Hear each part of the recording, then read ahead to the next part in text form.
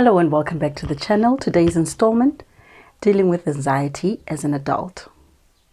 We are going to be talking about anxiety and how to identify it and a few ways that you can use to deal with it. So, anxiety is your body's natural response to stress. Have you ever been so scared seeing somebody fall in the TV and you felt like you were part of that? Or been so scared to be out in public as if you could run out of that situation? That could have been anxiety. Anxiety is a feeling of fear for what is about to come, especially if what is to come is unknown. While a little bit of anxiety can be very helpful, like in situations where you need to run from danger, it is exceptional. It's very beautiful. But it becomes a problem when it is constant, repetitive, and begins to stay in your head to a point that you are overthinking even the smallest of things and becoming afraid of very little things sometimes. There are, however, ways that can be able to help you identify when you're anxious. There can be physical, emotional, behavioral signs that help you see that now something is a little bit off. I remember going outside for the first time after a week. I hadn't noticed that something was wrong with me. I woke up that morning and I opened my door. And when I opened my door, it was leading straight into the kitchen. And on that day, I realized that my kitchen is a mess. I looked around my bedroom. It was a mess. And the house was a mess. So I went outside to take a breath so that when I come back in, I can start dealing with this thing. And the minute I went outside to catch a breath, I realized I haven't been outside for over a week. And immediately then, I started getting very emotional. And that was the first time I noticed in that period of time that something is wrong with me. It was a sign of anxiety because I was in a space where I did not know what was coming. And every time when you do not know what is coming, your body goes into that stress and begins to act out. You might not realize it at first, you might realize it much later. But here are some signs to help you realize if you may be experiencing some anxiety. Physical symptoms include a rapid heartbeat, loss of breath or shortness of breath, sweating, trembling, and sometimes stomach issues. Emotional symptoms include feelings of dread, feelings of doom, restlessness, and irritability. I'll write it here. Cognitive symptoms include difficulty concentrating or constant worry about worst case scenarios. No matter how good things are going, worst case scenario is forever playing in your head. That is another sign that you might be experiencing anxiety. Behavioral symptoms include avoiding certain social settings, avoiding social interactions, avoiding certain locations, and feeling paralyzed by indecision. When you can't be able to choose or to make a decision, that can also be a sign that you're experiencing anxiety over that particular issue. Now let's look at a few practical ways to deal with anxiety. One of the ways is deep breaths, taking deep breaths. People that have done breathing techniques and breathing therapy will tell you that breathing is one of the most essential things when you are stressed or are dealing with something.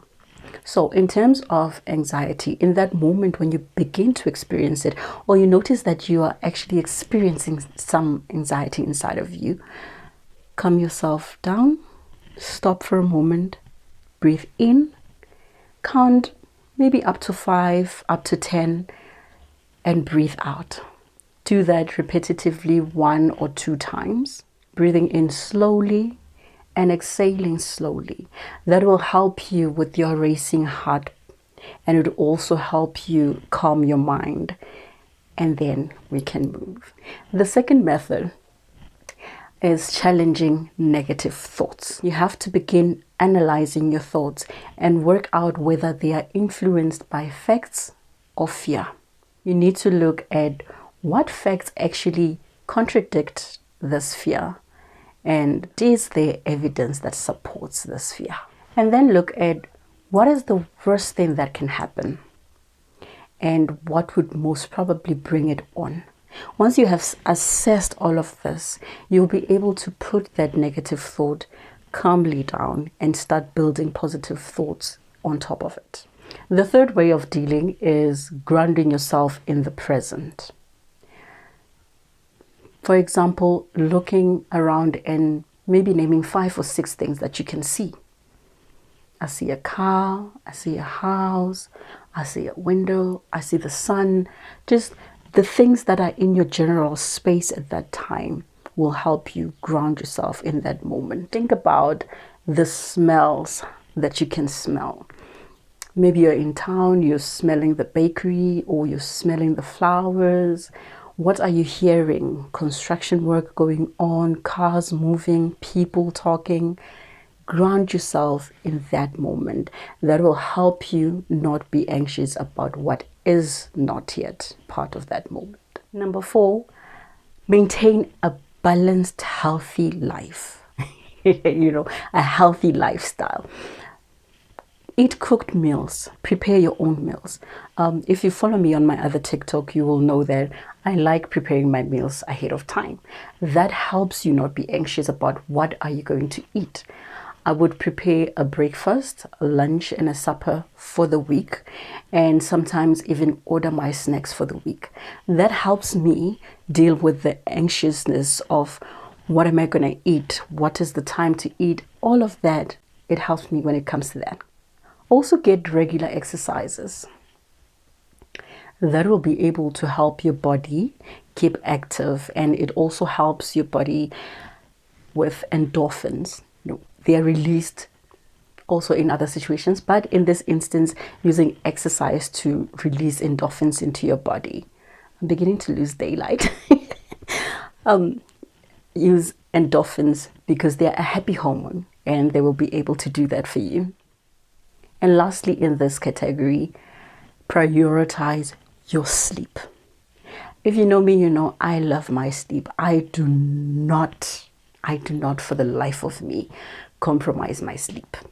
And it is one of the most important things to help your body regulate and help your mind self-regulate. So we are at number 5, limit your caffeine and alcohol intake. Caffeine can make you jittery, and it can heighten the symptoms of anxiety and also push you a little bit more towards being anxious and feeling anxious. Alcohol can disrupt your sleep and also be able to increase and heighten your anxiety. I know it seems like something very calming. For a lot of people it is calming, but it does have a negative effect on your anxiety. Number 6, create a relaxation routine. Find a hobby like gardening or painting or something gentle like yoga. That can be very helpful for your system, and it will also help you in impacting the effects of anxiety on your body, and it can also in some instances help you get rid of anxiety completely. Another thing is to set boundaries. Setting boundaries can really help you in managing your stress, and the lower your stress levels, the less anxious you're going to be about anything at all. It's okay to say no to extra responsibilities that you do not need or are outside of your job description. It's completely okay. Create a daily schedule that includes self-care. Self-care can be reading a book for 30 minutes before you sleep. It can be meditating for 15 minutes before you sleep or when you wake up. It can be anything that you want it to be.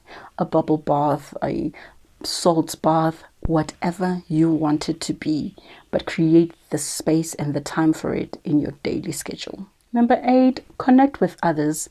Simply voicing yourself can actually relieve you. You can't journey through anxiety by yourself. You need to involve someone that you trust, someone that can keep your secrets, someone that you know that when you tell confidential information to, they will never release it to the public. And you'll be able to take that weight off your shoulders. Because if you've ever had issues that you needed to talk about, you know that talking relieves you. So it will be very helpful to share it with someone.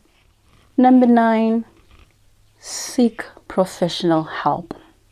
When you have tried to handle it on your own, or you have tried to handle it with a friend and still it doesn't seem like anything is working, find a counselor, find a psychologist, find a clinic, find a mental wellness center or a wellness center in general.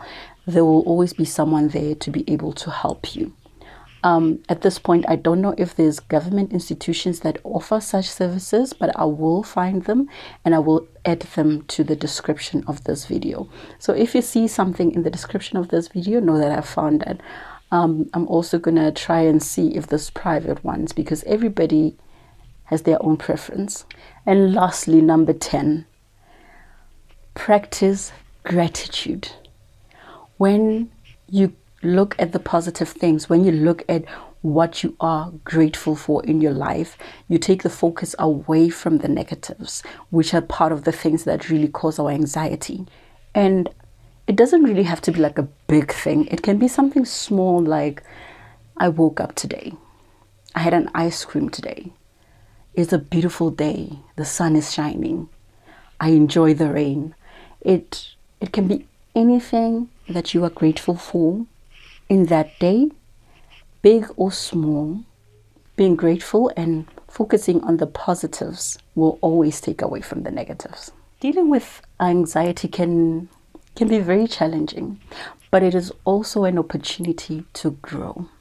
It gives you a moment to figure out what scares you and what you struggle with, and time to actually deal with that, go through it.